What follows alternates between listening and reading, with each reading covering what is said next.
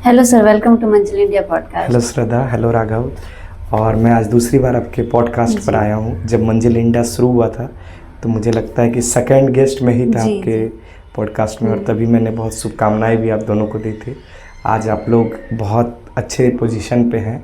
मैंने देखा आपका चैनल पे लगातार मेरी नज़र बनी रहती है। डॉली मैम का पॉडकास्ट से लेकर एसडीओ सर का, एसडीएम सर का पॉडकास्ट भी मैंने देखा है। मेरी शुभकामनाएं आपके साथ, ऐसे ही आप खूब आगे बढ़ते रहिए और जहां हमारी ज़रूरत होगी हम आपके साथ खड़े हैं। Thank you sir. तो सर, जैसा कि भी 12th का रिजल्ट निकला है, तो इस साल आपके कोचिंग से कितने टॉपर्स आए हैं? श्रद्धा, टॉपर्स का बोले तो गुड्डा में हम अपने पार्टिकुलर सब्जेक्ट की बात करें तो अच्छा होगा, मैथमेटिक्स की। क्योंकि मेरा मानना है कि हर एक टीचर जो सब्जेक्ट्स पढ़ाते हैं उनके बारे में बात करें, क्योंकि किसी एक सब्जेक्ट से बच्चा टॉप नहीं हो सकता, या फिर जो है रिज़ल्ट बहुत अच्छा एक सब्जेक्ट से नहीं हो सकता। हमारे सभी साथी शिक्षकगण गुड्डा के सब बहुत मेहनत करते हैं। तो हम अपने सब्जेक्ट के बारे में बताएं तो मेरे यहाँ से मैथ्स में इस बार 100 में 100 एक बच्चे का है। उसी तरह 96, 95, 94, 93, 92, 90 के पार बहुत सारे बच्चे हैं। 85 एवब भी बहुत सारे बच्चे हैं। तो एग्जैक्ट गिन पाना तो पॉसिबल नहीं है, क्योंकि हमारा क्लास दोनों में चलता है, ऑफलाइन और ऑनलाइन भी हमारा ऐप आ चुका है। ऐप में भी काफ़ी बच्चे पढ़ते हैं। क्रैश कोर्स भी इस बार काफ़ी बच्चों ने किया था। तो कुल मिला के अगर एक आंकड़ा देखें तो 350 बच्चे हमारे यहाँ से इस बार 12th का एग्ज़ाम दिए थे। तो हम ये एश्योर करते हैं कि 90 पार तो हम एग्जैक्ट नहीं गिन के बता सकते हैं, लेकिन हम ये एश्योर करते हैं एक भी बच्चा को हमारे यहाँ से क्रॉस नहीं लगा है, ये हम एश्योर कर सकते हैं। टॉपर की बात सब करेंगे, लेकिन हम पिछले पायदान पे भी खड़े बच्चे की बात करना चाहते हैं। और हम ये एश्योर इस मंजिल इंडिया से करते हैं कि एक भी बच्चा हमारे यहाँ से मैथ्स में क्रॉस नहीं, वो अच्छे नंबर से पास किया। इधर 65, 66, किसी का 70 भी है। अब वो डिपेंड करता है कि बच्चे ने कितना मेहनत किया है। हर एक टीचर मेहनत कर रहा है, ऐसा नहीं कि सिर्फ हम, सभी शिक्षक हमारे, कोई और भी मैथ्स पढ़ाते हैं, कोई और भी फिजिक्स पढ़ाते हैं, केमिस्ट्री पढ़ाते हैं, बायोलॉजी पढ़ाते हैं। कोई सब्जेक्ट छूट रहा है तो माफ़ी चाहूँगा, लेकिन जो भी सब्जेक्ट्स आप पढ़ाते हैं सभी शिक्षक मेहनत कर रहे हैं। अब ये बच्चे के ऊपर भी निर्भर करता है। शिक्षक तो पढ़ाता है, मेहनत करता है, तो बच्चे के ऊपर मेहनत करता है, डिपेंड करता है कि वो कितना मेहनत करेगा। तो इस बार हमारे यहाँ से 100 में 100 आया है। पिछले कई वर्षों से हमारे यहाँ 98 जो है कॉमन था। कॉमन होने का मतलब अभिमन्यु 98 था। पिछला साल भी एक बच्चा ऑनलाइन का था हमारा, वो भी 98 लेकर आया था। तो 98 लगातार कॉमन रहा है। लेकिन मोमेंटम के हिस्ट्री में बोल सकते हैं पहली बार जो है किसी बच्चे ने 100 में 100 स्कोर किया है। तो ये थोड़ा सा एक गर्व करने का माहौल है ना। और गर्व इस बात के लिए है कि हम लोग गुड्डा जैसे जगह में रहकर मैथ्स में 100 में 100 दे पा रहे, ये गर्व करने की बात है। इसमें कोई घमंड का बात नहीं है कि हमारे यहाँ से आया, लेकिन आप उस प्रवृत्ति के बच्चे को पढ़ा रहे जो ग्रामीण परिवेश से आके आपके पास बैठा है और जिला में अपना स्थान बना रहा है, राज्य में अपना स्थान बना रहा है, ये गर्व करने की बात है। तो आपको अभी कैसा फील हो रहा है कि आपके एकेडमिक से 100 में 100 बच्चे लाए हैं? अब बहुत बड़ी बात है श्रद्धा, मेरे लिए भी, और सपना रहा है मेरा कि कोई बच्चा 100 में 100 स्कोर करे। हम क्लास में भी कई बार जब 250-300 बच्चा, क्योंकि हमारा बैच थोड़ा बड़ा होता है, तो हम ये चर्चा करते रहते थे कि कोई तो मेरा सपना पूरा करो 100 में 100 का, 100 में 100 का। तो ऊपर वाले ने सुना और मेहनत भी हमने उस प्रकार किया है। और लगातार पिछले 6 वर्षों से हम गोड्डा में मेहनत कर रहे हैं और सफलता हमारे हाथ लगा 100 में 100। क्योंकि हम लोग बेसिकली बोर्ड्स के लिए ही पढ़ा रहे हैं। आईआईटी के लिए तो हम लोग कोई प्रिपरेशन स्पेशल नहीं कराते, लेकिन जो बच्चा करता है तो हम उसकी मदद जरूर करते हैं, है ना। लेकिन कोई स्पेशल आईआईटी के लिए प्रिपरेशन यहाँ होता नहीं है, आपको भी पता है, ग्राउंड रियलिटी। तो हम बोर्ड्स के ऊपर ही बात करें तो बेहतर होगा। तो बोर्ड्स में 100 में 100 लाना है, थोड़ा सा पॉसिबल है। अब ये विश्वास हमें भी आ रहा है। बिल्कुल। तो जैसा कि देखते हैं आपके पोस्टर वगैरह में रोल कोड और रोल नंबर मेंशन होता है, अधिकतर ऐसा लोग नहीं करते हैं, ऐसा क्यों? श्रद्धा, हम जब से पढ़ा रहे हैं हम ये कोशिश करते हैं कि रिजल्ट 100% मेरा ऑथेंटिक हो जी। हम इसलिए रोल कोड और रोल नंबर देते हैं। कई लोग, हम किसी पक्ष या विपक्ष नहीं बात करेंगे, लेकिन ऐसा कई जगह होता है कि सिर्फ बच्चे का जो है नंबर बता दिया जाता है, इतना है। अब वो है कि नहीं है, स्टूडेंट के बीच असमंजस की स्थिति रहती है। तो हम ये चाहते हैं कि स्टूडेंट खुद से भी चेक करे कि ये बच्चे को इतना नंबर आया है या नहीं आया है। रोल कोड रोल नंबर रहे तो बेहतर होगा, बच्चे की भी आइडेंटिटी बढ़ेगी और हमारे ऊपर भी भरोसा बच्चों का लगातार रहता है। तो हम हमेशा बोलते हैं कि हम 100% ऑथेंटिक रिजल्ट देने का काम करते हैं और ये कोशिश रहती है कि जितना हमारे यहाँ से आया है, अगर 98 आया है तो हम वही बताएं, 99 आया तो वो बताएं, 100 में 100 आया तो वो बताएं। हमारे यहाँ से जितने बच्चे 90 पार किए, जिनका रिजल्ट अभी तक हमको प्राप्त हुआ है, वैसे 48 बच्चे हैं जिनका रिजल्ट अभी तक हमको प्राप्त हुआ है, ऑनलाइन और ऑफलाइन। 48 बच्चे 90 पार हैं। और ऐसे अगर गिनती करें तो आपको पता होगा कि मैंने एक 12 घंटे का मैराथन लिया था। हाँ। और उससे पहले भी लगातार हम यूट्यूब पर पढ़ाते थे, तो कई बच्चे ऐप के माध्यम से भी जुड़ के पढ़ते हैं, तो कई का रिजल्ट नहीं भी प्राप्त होता है, कई बच्चे नहीं भी भेजते हैं।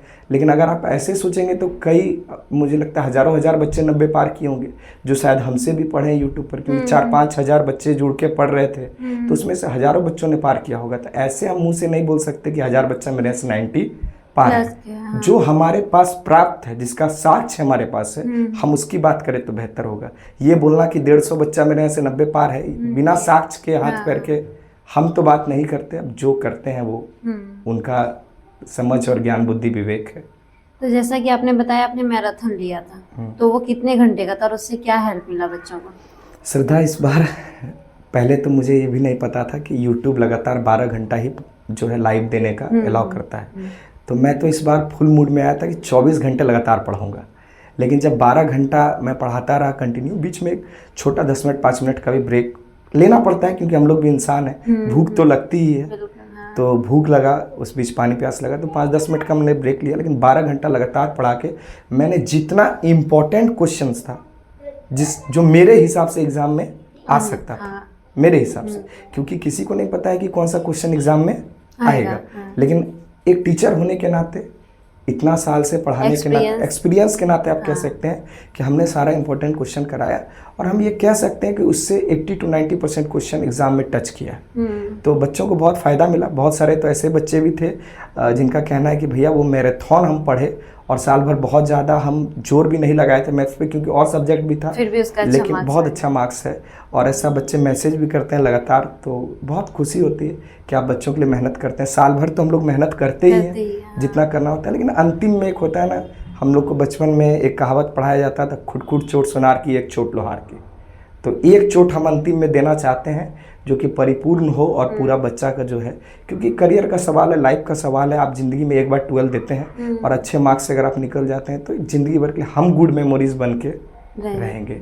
तो वो लाइफ का बहुत बच्चों को फ़ायदा मिला, ऐसे बच्चों का कहना है। और हम आज आपके पॉडकास्ट से ये कह के भी जा रहे हैं कि शायद इस साल शायद भी कह के जा रहे हैं, क्योंकि कन्फर्म आने वाले फ्यूचर को कोई प्रिडिक्ट नहीं कर सकता है ना। तो शायद कह के जा रहे हैं कि इस बार हम 24 घंटा लगातार पढ़ाने की कोशिश करेंगे और कोशिश करेंगे अपना ही रिकॉर्ड हर एक साल तोड़े। जैसे पिछला साल 6.5 घंटा का मैराथन हमने लिया था, इस साल हमने उसका रिकॉर्ड तोड़ के 12 घंटा कर दिया है। और इस साल हम कोशिश करेंगे कि एक नया रिकॉर्ड बनाए जो 24 घंटे का। तो आपके आगे की स्ट्रैटेजी क्या है? श्रद्धा, जब मैं पिछले बार भी आपके पॉडकास्ट पे आया था तो तभी इतनी सुविधाएं तो नहीं थी, अब मैं बहुत सुविधा देख रहा हूँ। तो मैंने तभी भी कहा था कि मैं गांव के उस बच्चे तक पहुंचना चाहता हूं जो गोड्डा आने में या किसी बड़ा शहर जाने में का खर्च विहीन नहीं कर पाता है, रूम लेने का, पढ़ाई करने का। वो इसलिए साइंस छोड़ देता है ना, क्योंकि वो गोड्डा नहीं आ सकता है या फिर उसके नज़दीकी शहर में वो रूम नहीं ले सकता, क्योंकि रूम का भी तो रेंट 1000-1200 से कम तो नहीं है कहीं पर। प्लस एक टीचर का फी देख ले तो 3000 से 4000, 3 से 4000 के बीच सभी शिक्षकों का फी है। किन्हीं का 4500-5000 है। खुद की भी मैं बात करूँ तो मेरा भी फी वही आसपास है। तो फ़ी देना, 4 ट्यूशन पढ़ना, क्योंकि हिंदी माध्यम से जो बच्चे आते हैं वो इंग्लिश भी पढ़ते हैं और पढ़ना कंपलसरी है। मैं कहता भी हूँ, बहुत कोई सलाह देता है इंग्लिश नहीं पढ़ना चाहिए, मैं कहता हूँ हिंदी माध्यम के बच्चे को इंग्लिश ज़रूर पढ़ना चाहिए। क्योंकि अगर आपको नौकरी लेना है तो आपको, या फिर जीवन में सफलता पाना है, नौकरी सफलता नहीं है, लेकिन हम जिस इलाका में रहते हैं, बिहार झारखंड, जी सफलता नौकरी है ना। तो यहाँ के अनुसार, यहाँ की मानसिकता के अनुसार, लेकिन बहुत लोग बदले भी हैं। लेकिन पढ़ाई, नॉलेज इंग्लिश का बहुत ज़रूरी है, क्योंकि आप कहीं बाहर जाएंगे तो ज़रूरी है। और मेरा आने वाला फ्यूचर को जो मैंने सोचा है कि मैं हर एक गांव के बच्चा तक पहुंचूं और बहुत एफोर्डेबल फ़ी में मैं पहुंच रहा हूं। और आपको बताते हुए खुशी होगी आज मंजिल इंडिया पर कि मैं आपसे वादा करके गया था कि मैं सबसे कम क्वांटिटी फ़ी में सबसे क्वालिटी एजुकेशन दूंगा। और मैंने उसे लॉन्च कर दिया है, ऐसे बहुत कम लोगों को भी पता होगा। 699 रुपीज़ में मैं पूरा 12 का कोर्स दे रहा हूँ ऑनलाइन, 699 मात्र। और उसमें पूरा चैप्टर्स का हर एक क्वेश्चन NCERT का मेरा बनवाया गया है। वो ऑफलाइन वीडियो है। ऑफलाइन वीडियो का मतलब क्लासरूम का पढ़ाया हुआ वीडियो है वो। आपको फील ही नहीं होगा कि हम ऑनलाइन पढ़ रहे हैं, ऐसा फील होगा कि हम ऑफलाइन क्लास में बैठे हैं। मात्र 699 रुपये में मैंने दिया। सर्वर चार्ज से 2 रुपया मैंने ज़्यादा चार्ज किया। तो आप अगर गुरु दक्षिणा की बात करें तो मैं 2 रुपये ले रहा हूँ, क्योंकि आप 1 साल जब किसी ऐप पर पढ़ेंगे तो उसका बैंडविड्थ चार्ज होता है, सर्विस चार्ज होता है, जो हमें पे करना पड़ता है। और उसमें भी आप सोचिए कि 18% GST भी देना है। 199 रुपये में मैंने एक कोर्स लॉन्च किया है बच्चों के लिए, और उसका नाम है maths VOD, video on demand. ये बच्चों का डिमांड था कि ऐसा कोई एक बैच मिले, और मेरा ऐप है एक मोमेंटम डिजिटल, आप उस पर जाके पढ़ सकते हैं। और उसको बिना परचेस किए भी बहुत सारे उसमें वीडियोस खुले हैं, आप उसको पढ़ सकते हैं। तो ये एक सपना की तरफ मैंने कदम बढ़ा दिया है, जो मैंने पिछले पॉडकास्ट में कहा था। मेरा खुद का ऐप भी हम लोगों ने बना दिया है, और उसमें कोर्स भी लॉन्च कर दिया है। तो जैसा कि आपने बोला था शायद अपनी क्लास में कि आप कुछ प्राइस मनी अनाउंस किए थे कि जो बच्चे 100 में 100 लाएंगे उनको कुछ दिया जाएगा। जी, आज से मुझे लगता है कि करीबन 2 साल पहले से मैं ये बात बोलता आ रहा हूँ। इस सेशन में भी बोला हूँ, पिछले सेशन में बोला हूँ कि जो बच्चा भी 100 में 100 लाएगा, मैं उसे अपने पर्सनल खर्च से, क्योंकि मोमेंटम में मैं एज अ टीचर वर्क करता हूँ, ठीक है, तो मैं पूरा पर्सनल खर्च से उसे 21,000 रुपये दूंगा। मैंने ये वादा किया था, और उस वादा को मैं पूरा करने जा रहा हूँ संडे को। और मैं अपने पर्सनल अकाउंट से बच्चे उसका यूज करेंगे आगे पढ़ने में, जिस बच्चे को भी 100 में 100 आएगा।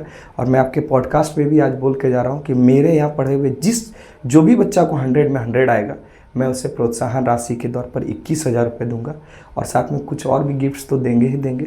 और 21,000 रुपये हम इसलिए दे रहे हैं कि उसका कुछ तो मदद हो जाए आगे की पढ़ाई में। अच्छा, एक वो ठीक ठाक लैपटॉप खरीद ले, या मोबाइल खरीदना चाहता है तो मोबाइल खरीद ले, या कोई ऑनलाइन कोर्स खरीद के अगर वो पढ़ाई करना चाहता है तो पढ़ाई कर सकता है। मकसद इसलिए मैं देना चाहता हूँ ये इनामी राशि। और उस बच्चे का मेहनत आप देखिए कि अगर 100 में 100 लाया होगा तो आप सोचिए कि कितना मेहनत किया है। तो प्रोत्साहन होना चाहिए।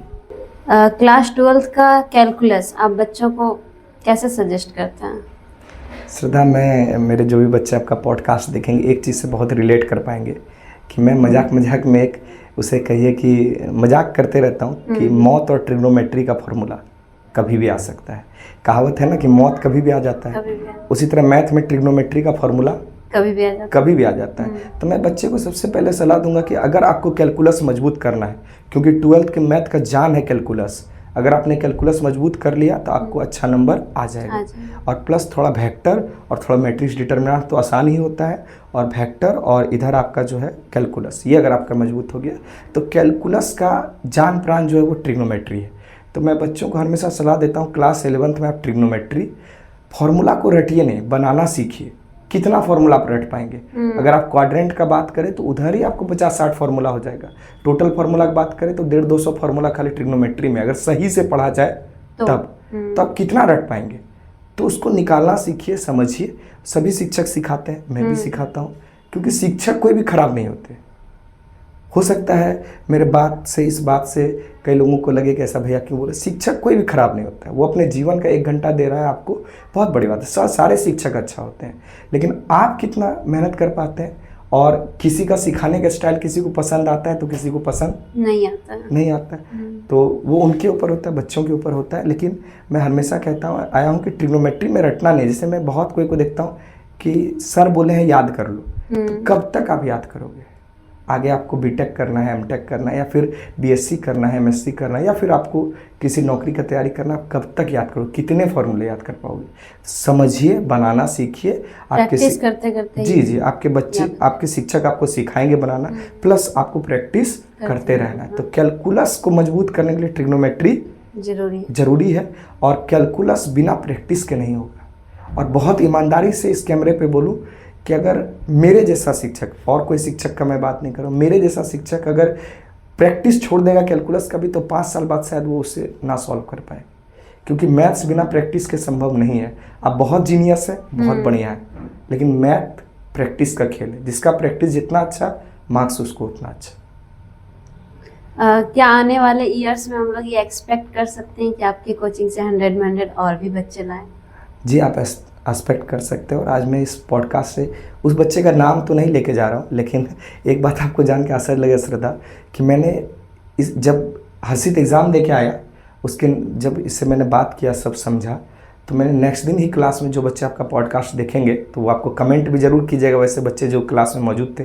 मैंने इसका photo, admit card, roll number, roll code सारे बच्चे को मैंने पहले ही बता दिया था, 1 महीना पहले ही। एग्ज़ाम जिस दिन ख़त्म हुआ है उसके नेक्स्ट दिन 5 फरवरी को एग्ज़ाम था मैथ का, मेरे हिसाब से, शायद अगर मैं गलत नहीं होऊंगा तो 5 फरवरी को एग्ज़ाम था।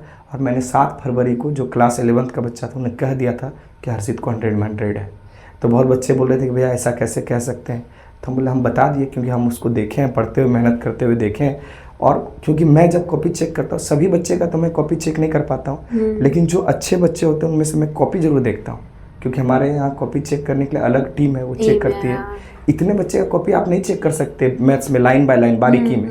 और क्योंकि आपको पता होगा मैं थोड़ा व्यस्त भी रहता हूँ, मेरा शेड्यूल भी थोड़ा व्यस्त है, तो जो मेरा टीम चेक करता है तो उसमें से मुझे बताता है कि भैया इस बच्चे का जो है कॉपी ऐसा चल रहा है, तो हम देखते हैं, उसमें सुधार कराते हैं। तो लास्टली जब हर्षित, क्योंकि हर्षित 10th भी मेरे पास ही पढ़ा है, तो हम तो इसको शुरू से जान रहे थे, इसको शुरू से हम गाइड और सेव करते गए थे, तो हम पहले ही अनाउंस कर दिए थे कि इसको 100 में 100 है, रिजल्ट निकलने से 2 महीना पहले ही। तो ऐसे अभी भी 3 बच्चे हैं मेरे पास, मैं आज आपको इस पॉडकास्ट पे बोल के जा रहा हूँ। शायद इसे कई लोग बोल सकते हैं कि अति कॉन्फिडेंस, ये अति कॉन्फिडेंस नहीं है, उनका मेहनत मैं देख रहा हूँ, है ना। मैंने सबका नाम नहीं लिया, बस 3 ही बच्चे का नाम लिया है। तो वैसे 3 बच्चे, मुझे उम्मीद है उन 3 में से 2 या 1 को तो 100 में 100 आना चाहिए। आएगा ही ये मैं नहीं कह रहे, लेकिन आना चाहिए। ये उम्मीद इस मंजिल इंडिया से हम लोग लेके जा रहे हैं, एक गुड फेथ लेके जा रहे हैं, और आप लोग का दुआ का भी जरूरत है। अगर 100 में तो फिर आप जरूर आएंगे। और बच्चा को भी हम लेके आएंगे जिसका 100 में 100 आएगा। और सभी बच्चों को आपके प्लेटफॉर्म से मैं एक छोटा सा मैसेज देना चाहता हूँ कि अगर आप किसी सपने को देखते हैं, मेहनत करते हैं, विश्वास मानिए, समय लगेगा लेकिन पूरा होगा। सोचने की इच्छा रखिए। और ये कहावत अब पुराना हो गया कि जितना चादर है उतना ही पैर पसारिए। अब जितना बड़ा पैर पसारिएगा, चादर अपने आप उतना बड़ा होते जाएगा। बस मेहनत करते रहना है। तो धन्यवाद सभी को। धन्यवाद सर। तो आपको मंजिल इंडिया पॉडकास्ट में आकर कैसा लगा? ये बताने की बात तो नहीं श्रद्धा, आप लोग बहुत अच्छा एक इनिशिएटिव लिए हैं गोड्डा में, और इस इनिशिएटिव से मैं बराबर आपके चैनल से भी जुड़ा हूँ। राघव ने मुझे अपना व्हाट्सएप ग्रुप में भी जोड़ा है। थोड़ा व्यस्त रहने के कारण मैं बहुत कुछ तो नहीं, लेकिन आपका पॉडकास्ट मैं रेगुलर देखता हूँ, जब भी टाइम मिलता है, खाते समय ही देखता हूँ, लेकिन देखते हैं और बहुत अच्छा लगता है। आज खुद भी हम दूसरा बार आए हैं, आप लोगों ने बुलाया, इतना प्यार दिया, इसके लिए धन्यवाद। और आपका चैनल ऐसे ही आगे बढ़ता रहे और ज़्यादा से ज़्यादा अच्छे लोगों को जोड़िए। मैंने देखा रिसेंट आप लोगों ने बहुत अच्छे लोगों को पॉडकास्ट पे बुलाया, मेरा नज़र आप लोग पे रेगुलर रहता है और बहुत अच्छा है। मैं गाँव के वैसे बच्चे जो हिंदी मीडियम से पढ़ के आए, उनसे भी कहना चाहता हूँ कि इंग्लिश बहुत ज़रूरी है। आप पढ़िए, आपको कॉन्फिडेंस लाइफ में इंग्लिश देगा, है ना। बिना आप इंग्लिश पढ़े जिंदगी को नहीं हो पाएगा, कॉन्फिडेंस नहीं ला सकते हैं, है ना। ठीक है, माध्यम जरूरी नहीं है, लेकिन कॉन्फिडेंस जरूरी है, वो आपको मिलेगा। और इस पॉडकास्ट से मैं सभी इंग्लिश के शिक्षकों से भी कहना चाहता हूँ कि आप लोग का भी बहुत बहुत धन्यवाद कि आप बच्चे को वैसे नर्चर करते हैं कि वो हम लोग तक पहुंच के घबराता नहीं है। क्योंकि आप समझ रहे हैं, गांव के बच्चे जब गोड्डा आते हैं और लाइन बाय लाइन इंग्लिश पढ़ते हैं, ये कितनी बड़ी बात है। और उस गांव के शिक्षक को मैं धन्यवाद करता हूं कि जो बच्चे को वहां पर भी इंग्लिश सिखाते हैं। तो वैसे सभी शिक्षकों को धन्यवाद, और आप लोग को विशेष करके कि आप लोग एक ऐसा पहल लाए हैं और आने वाले समय में आप लोग का नाम सुनहरे अक्षरों में लिखा जाएगा। क्योंकि पढ़ने वाले पढ़ाने वाले बहुत हैं, लेकिन मोटिवेट करने वाले कम लोग हैं, और आप लोग उनमें से एक हैं। इसके लिए धन्यवाद। Thank you sir.